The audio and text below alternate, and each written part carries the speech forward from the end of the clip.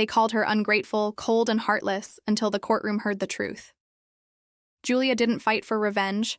She fought for her daughter's safety, her voice, and every woman told to stay silent. This isn't just a story of survival.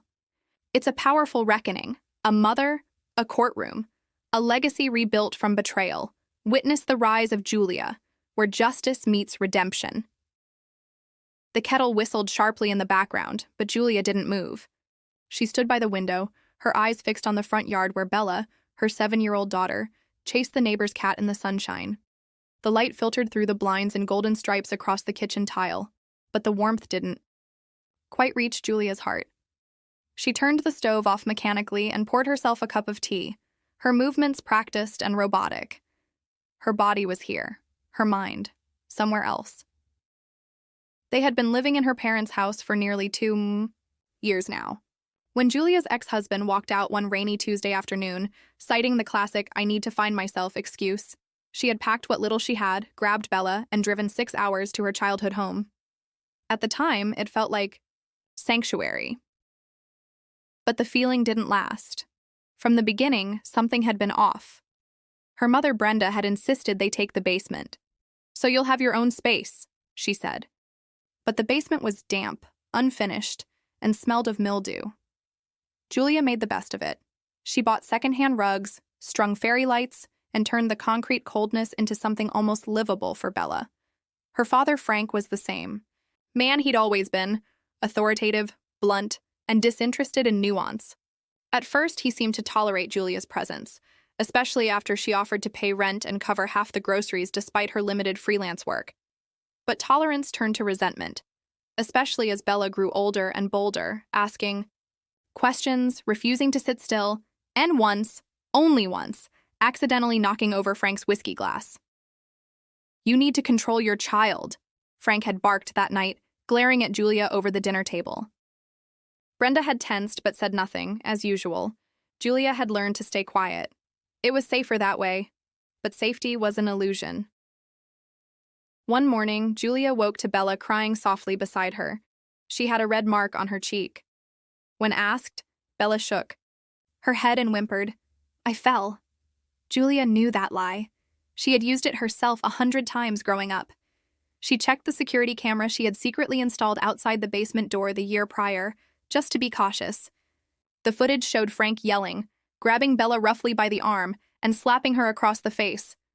Brenda stood behind him, frozen. She didn't stop him. She didn't even flinch. Julia's hands shook as she downloaded the video and backed it up on 3 different drives. She didn't confront them. Not immediately. She called a lawyer. She called a friend. She started packing. But the confrontation came whether she wanted it or not. It was a Sunday morning when the shouting began. Julia had declined to attend Amber's baby shower, her younger sister, the golden child, the woman who once said Bella was too much to handle. Julia stayed home to work and care for her daughter. She wasn't invited anyway. When her parents returned, they were already furious. "You think you're better than everyone, don't you?" Brenda accused. "I think I'm protecting my daughter," Julia replied evenly, her voice firm. Frank stepped forward. "You're not the only one with rights in this house." But she is the only one being abused. That's when she pulled out the footage. That's when everything fell apart. They were kicked out the next day. "You have a week," Frank said, "and don't expect help." She didn't. She found a shelter for mothers and children. It wasn't glamorous, but it was safe. She spent her nights applying for jobs, emailing her resume, eating stale muffins while Bella slept beside her on a cot. By week 3, she had a remote position with a digital marketing agency. By month 2, she had secured a modest apartment with enough sunlight for plants and enough space for Bella's drawings to hang on the wall. Still, the ache never fully left. One night, Bella crawled into Julia's lap after dinner. "Mom?" she asked quietly. "Why did Grandpa hate me?" Julia swallowed hard. "He didn't hate you, sweetheart.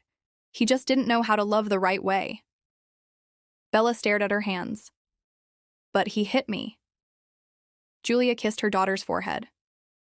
"And he's never going to hurt you again, I promise." Bella nodded, curling into her mother's chest, but promises were heavy things. One Sunday morning, just as Julia was making pancakes, there was a knock on the door. She froze, spatula in hand. Looking through the peephole, her heart dropped. It was them, Frank, Brenda, and in Frank's arms, a baby. The knock on the door that Sunday morning echoed louder in Julia's heart than it did in her home. She had just flipped a pancake, the aroma of cinnamon and butter hanging warmly in the air. Bella was at the dining table, giggling at the shape of her pancake bunny, oblivious to the storm brewing outside. Julia paused, spatula in hand, the sizzle from the skillet suddenly muted by her pounding heart. She peeked through the peephole and felt the blood drain from her face. Brenda and Frank stood on the porch, disheveled, weary, and unexpectedly holding a baby. The baby, Amber's child, cooed softly in Frank's arms, entirely unaware of the broken history it had been born into. Julia opened the door halfway, her face unreadable. "Go to your room, sweetheart," she told Bella gently. Bella hesitated, but obeyed, her wide eyes flickering with concern as she disappeared down the hall. Brenda's eyes were red-rimmed, tears already pooling. "We need your help," she said quietly. Frank's voice cracked. "Amber's gone. She left the baby with us. We can't do this, Julia. We're old. We're tired. We need you." Julia stared at them. She saw desperation in their eyes, a vulnerability that had never been turned her way before. But beneath it, the years of betrayal, cruelty, and manipulation still burned. "No," she said simply. Brenda flinched. Frank looked stunned. "Julia, please," Brenda began. "No," Julia repeated, firmer now. "You hurt my daughter. You betrayed me. And now you want help because the child you worshipped turned her back on you?" Frank's eyes hardened. "You're being heartless," Julia snapped. "No, I'm being honest. For the first time, I'm not swallowing my pain to keep you comfortable." Brenda's voice trembled. "You'd really let your parents lose their home? Be out on the street?" Julia's eyes narrowed. "You mean the home I kept afloat for 3 years while you ignored me? The one you tried to steal from Bella by pushing her inheritance toward Amber?" By now, neighbors were peeking from behind curtains. Julia didn't care. "Leave," she said, her voice low and cold. "Forget my name. Forget my number. Forget I ever existed." Brenda's face twisted. "You're just like your father always said. Ungrateful. Cold. Vicious." Julia leaned in, voice calm. "And you're exactly like I always feared you were. Manipulative. Selfish. And no longer my responsibility." She shut the door. Locked it. Leaned against it. Breathing hard. "Mom?" Bella's voice was quiet. Julia turned. Her daughter stood in the hallway holding her stuffed lion. Julia knelt down, wrapped her arms around her. "I'm okay," she whispered. "I'm better than okay. I'm free." But freedom wasn't enough. Justice was still owed. Julia opened the police report she had filed the week they were kicked out. Her fingers trembled slightly as she emailed Detective Monahan. She attached Bella's medical reports, photographs of the bruised cheek, a notarized letter from Sandra, and a copy of the footage from the security camera Julia had quietly installed. 3 days later, Frank was arrested. The courtroom was colder than Julia expected, not in temperature but in spirit. Brenda sat in a flowered blouse, hands clenched. Frank looked gaunt, older than he had just weeks before. Amber, unsurprisingly, was not present. Her attorney sat in her place. Bella held Julia's hand. Her small fingers interlocked tightly, an anchor for them both. The judge reviewed the evidence in silence: bruises, medical evaluations, security footage. The courtroom held its breath. "Frank Wilson," the judge intoned, "you are hereby sentenced to 3 years in state prison for felony child abuse, with no eligibility for parole." Frank didn't look up. "Brenda Wilson," the judge continued, "you are sentenced to 1 year of supervised probation, fined $3,000, and ordered to complete counseling and parenting courses." Brenda's lips parted slightly, but no protest came. Then the judge addressed Amber's lawyer. "Amber Wilson is sentenced to 1 year probation, a $5,000 fine, completion of a parenting course, and a 2-year restraining order. No contact within 200 feet of Julia or Bella." Julia didn't cry. She didn't smile. She simply nodded, the heaviness in her chest slowly lifting. The judge turned to her. Miss Julia, the court recognizes your role not just as a mother, but as a protector. Thank you. Julia's throat tightened. No one in her family had ever thanked her before. Not like this. Later that evening, Bella curled up beside her. Is Grandpa really going to jail? Yes, Julia said gently. Because what he did was wrong. And when people hurt others, they face consequences. Bella thought for a moment. What about Grandma? She'll never hurt you again. Bella leaned in. I feel safer now. Julia smiled softly. That's all I ever wanted. The weeks that followed were blissfully quiet. No more knocks at the door. No walking on eggshells. Bella's teachers noted a difference. Her drawings were colorful again. Happy trees, blue, skies, families holding hands. No more dark scribbles or red X's. Sandra returned as Bella's nanny. Bella leapt into her arms like she was greeting a beloved grandmother. One night, Julia sat in her living room, a soft blanket around her shoulders, the setting sun casting golden light across the walls. For the first time, she felt not just safe, but alive. She pulled out her old journal. It was filled with entries written during the darkest times, unsent letters, reflections, pain turned into prose. What if someone else needed to hear this? She started a blog, Strong and Smart, a space for women like her, women who had been told to be quiet, to endure, to stay small. She shared her story, raw and unfiltered. And the response was staggering. I thought I was the only one. Your post gave me the courage to leave. You helped me save my daughter. Sponsors reached out. Women's shelters invited her to speak. Parenting groups asked her to run workshops. Her inbox was flooded with gratitude. 6 months later, Julia stood on a stage at the National Parenting Foundation's annual gala, accepting the Woman of Resilience Award. Bella stood beside her, holding her hand tightly. This isn't just for me, Julia said into the mic. This is for every mother told to stay silent, every daughter who cried behind a closed door, every woman who chose strength over silence. The room erupted into applause. Bella looked up at her with bright eyes. You're the bravest mom in the world. That night, as they lay together, Bella asked, Do you ever think about them? Julia hesitated. Sometimes, she admitted. But when I do, I don't feel angry. I feel proud. Because we chose something better. Bella smiled, and within minutes drifted to sleep. Julia watched her breathe. So peaceful, so free. Not many people get to rewrite their story. But she had. And she was just getting started. If Julia's journey has touched you, don't let it end here. Like to show your support. Comment below what part of her story resonated with you. And subscribe for more powerful, true-to-life stories of courage, healing, and hope. Because here, every voice matters. Every story counts. And every click brings justice one step closer to home. 3 months had passed since the court verdict. Life for Julia and Bella had settled into a rhythm that felt almost unreal in its peace. The mornings were quiet, filled with routine.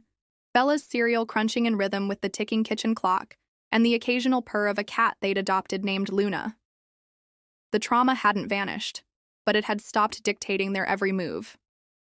Therapy sessions were helping both of them rebuild. Bella had started talking more freely about her feelings, and Julia, for the first time in years, was learning how to rest. But the real test came when Julia received an unexpected envelope in the mail. It was from Amber. She stared at it for a long time before opening it. Inside was a letter, not typed, but handwritten. Julia scanned the first few lines. Amber was in rehab. She had checked herself involuntarily 2 weeks after the court hearing, unable to live with the shame and guilt any longer. The letter was surprisingly coherent, apologetic. Amber didn't beg for forgiveness, but she did express remorse. I know I failed Bella, and I failed you. I'm not asking to be let back in, just to let you know I'm trying to change, Julia. Didn't cry. She didn't feel vindicated either. She simply folded the letter and placed it in a drawer. She wasn't ready to respond. Not yet. Maybe not ever. One afternoon, while volunteering at a local women's center, Julia met Lacey, a 21-year-old single mom with a toddler in tow. Lacey was soft-spoken, with eyes that never met Julia's directly. But her story, abuse, gaslighting, isolation, felt painfully familiar. Julia listened without interrupting. When Lacey finished, she simply said, "You deserve better." The next day, Lacey returned to the center, not for services but to help. She brought snacks for the kids and cleaned the common area. She volunteered for weekend sessions. She was building her own redemption arc, and Julia realized how contagious healing could be. That night, Julia added a new post to her blog. Healing doesn't always come in the form of courtroom victories or public recognition. Sometimes it's found in shared stories, in quiet nods of understanding, in choosing not to walk away from someone else's pain. The post went viral. She was invited to speak at a national women's conference in Seattle. Bella was thrilled about the trip, her first airplane ride. Sandra agreed to come along and watch Bella during Julia's speech. Standing in front of over 200 women, Julia spoke. "I used to think being strong meant staying silent, enduring. But I've learned that real strength is in speaking truth, even when your voice shakes. It's in breaking cycles, in walking away from what hurts, even when it wears the face of family." When she stepped off the stage, she was met with tears, hugs, and whispers of thanks. One woman pressed a crumpled note into her hand that read, "You saved me from going back. I won't forget this night." Back home, Julia expanded her blog into a nonprofit, the Strong and Smart Foundation. It offered legal aid, therapy referrals, temporary housing resources, and a mentorship program. Lacey became one of its first peer mentors. Within months, the foundation had secured a grant and expanded to 2 more cities. One evening, while organizing emails, Julia noticed one from a journalist at a major publication. They wanted to do a feature on her journey, especially how she turned personal tragedy into public advocacy. Bella peeked into the room. "Mom, can I show you my drawing?" Julia closed the laptop. "Of course, baby." It was a picture of 2 women, one older, one younger, standing in front of a building that said strong and smart. The older one had brown hair like Julia. The younger one had Bella's big eyes. "I drew us helping people," Bella said. "Like superheroes." Julia hugged her tightly. Then came another test. Julia was invited to speak at a state parenting symposium. The keynote speaker? One of the board members of the National Child Advocacy Alliance, Brenda Wilson. The name sent a jolt through her. She confirmed it wasn't a mistake. Brenda had completed her probation and somehow had wormed her way into a role with the NCAA. Julia was given the choice to withdraw, to avoid the confrontation, but she didn't. The day of the event, she arrived early. Brenda was already there, surrounded by people who didn't know the truth. Julia walked to the podium when her time came and spoke without notes. She didn't mention names. She didn't need to. "I'm here today not because everything turned out okay, but because I chose to rise even when it didn't. Because I stopped asking for people to see my worth and started acting like I knew it myself. Because silence may protect others, but it poisons you." She looked directly at Brenda. "And I'm not silent anymore." The room exploded in applause. Afterward, Brenda approached her in the hallway. Her face was pale, trembling. "I didn't know you'd be here," she said. "I did," Julia replied. I'm trying to do better." Julia nodded. "Then start by never speaking to me again." Brenda said nothing more. Back in their apartment that night, Julia found Bella asleep on the couch, Luna curled against her legs. She tucked a blanket over her and sat beside her. Her phone buzzed. A message from Amber, still clean. "Day 101. I'm working at a diner, baby's in daycare. I don't expect anything from you. Just wanted you to know." Julia stared at the message for a long moment, then typed a reply. "Keep going. No more. No less." She locked her phone, looked around her home, the walls painted in warm tones, the bookshelf filled with children's stories, the kitchen counters littered with school projects and paint bottles. This was her life now. Not built out of revenge, but resilience. Not sustained by fear, but by fierce, protective love. And she wouldn't trade it for anything. 6 months after her last public speech, Julia's life had reached a gentle equilibrium. Her foundation, strong and smart, now had 3 physical offices and dozens of volunteers, all women who had once been silenced but now stood tall, reshaping their lives and helping others do the same. Bella, now 9, had turned into a bright, curious child who loved science experiments and painting. She no longer flinched at loud noises or turned her face when someone reached out with affection.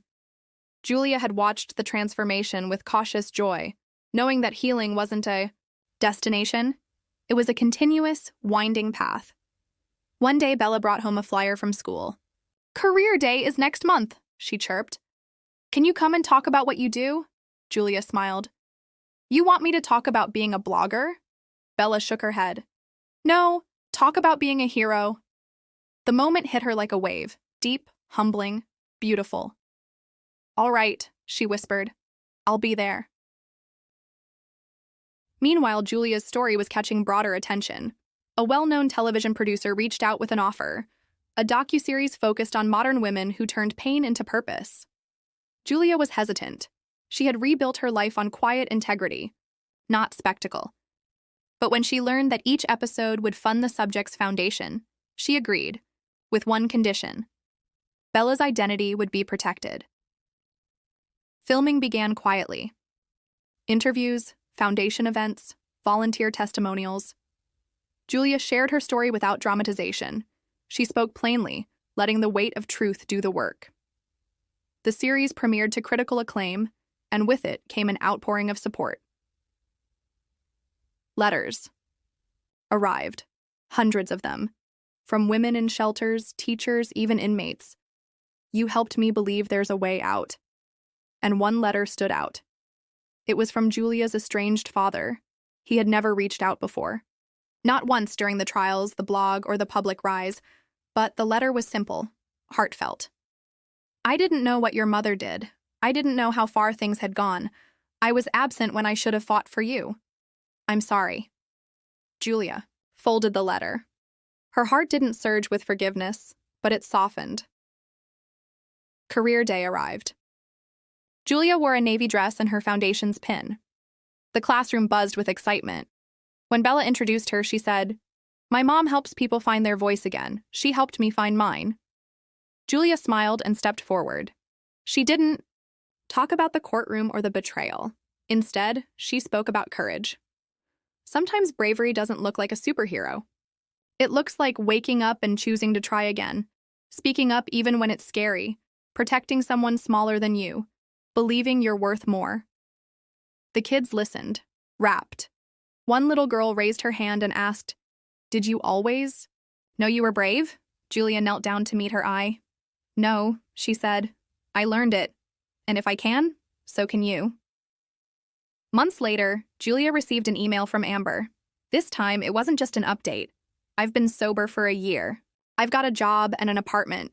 I know I have no right to ask, but the baby, her name's Hope. She deserves to know her cousin someday." Julia sat with the message for hours. She talked with Bella, who listened carefully. "Is she better now?" Bella asked. "She's trying," Julia answered. Bella thought for a moment, then said, "I don't want to see her yet, but I want Hope to be okay." So Julia wrote back, "Hope is lucky to have a mom who's trying. We're not ready for a visit, but I'll send pictures of Bella. Keep going."